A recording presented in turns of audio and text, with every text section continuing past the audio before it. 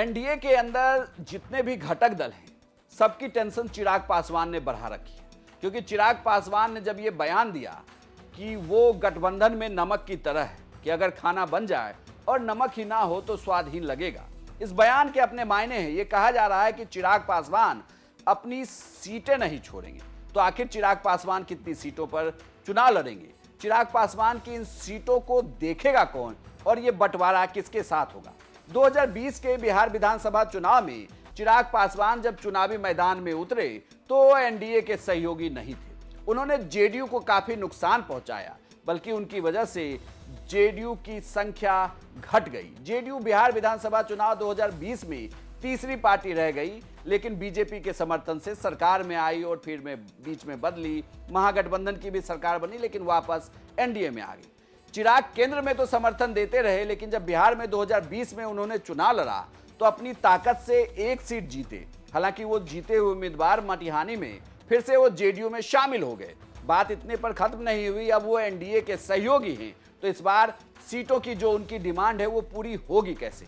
दरअसल ये कहा जा रहा है कि पटना में जब मुख्यमंत्री नीतीश कुमार और गृह मंत्री अमित शाह की मुलाकात होती है तो इस मुलाकात में यह भी तय किया जाता है कि चिराग का चैप्टर कैसे सुलझाया जाए। क्योंकि चिराग आए दिन इंटरव्यू में, अलग अलग चैनलों को दिए बयानों में ये दावा कर रहे हैं कि उन्हें 40 सीटें तो विधानसभा की चाहिए ही।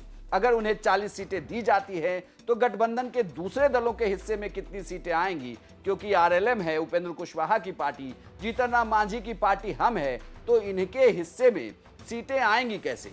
दरअसल ये भी कहा जा रहा है कि सीट शेयरिंग के फॉर्मूले में 102 और 101 का फॉर्मूला फिर से लग सकता है। यानी कि 100 सीटें अगर पार्टियां लड़ जाती हैं तो बाकी बची 40 से 43 सीटों को बांटा कैसे जाए, जब चिराग ही 40 सीट पे लड़ेंगे। और अगर चिराग की सीटें कम होती हैं तो ये टेंशन कौन लेगा कि चिराग अगर किसी दूसरे सीटों पर फ्रेंडली फाइट करा दें, खास करके जेडीयू की सीटों पर, तो नुकसान तो फिर से उठाना पड़ सकता है।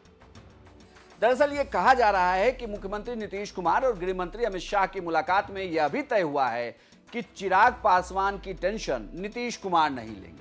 यानी कि चिराग पासवान कैसे सेटल होंगे, कैसे हैंडल किए जाएंगे एनडीए के अंदर, ये बीजेपी तय करेगी। बीजेपी को ये देखना है कि चिराग पासवान किन सीटों पर लड़ेंगे, उनके साथ क्या समझौता होगा। भले ही वो एनडीए के हिस्सेदार हैं, लेकिन कुल मिलाकर देखा जाए तो गठबंधन में सहयोगी के तौर पर बीजेपी उनसे डील करेगी, जेडीयू अपनी सीटों को लेगी और साइड होगी अपने सीटों पर चुनाव लड़ने के लिए। कुल मिलाकर गठबंधन के टेबल पर चिराग की वजह से कोई भी किचकिच नीतीश कुमार बर्दाश्त नहीं करने वाले हैं। ये साफ कर दिया गया है कि बीजेपी ही चिराग के चैप्टर को देखेगी, ये तय करेगी कि चिराग को कितनी सीटें देनी है और वो सीटें कौन कौन सी होगी।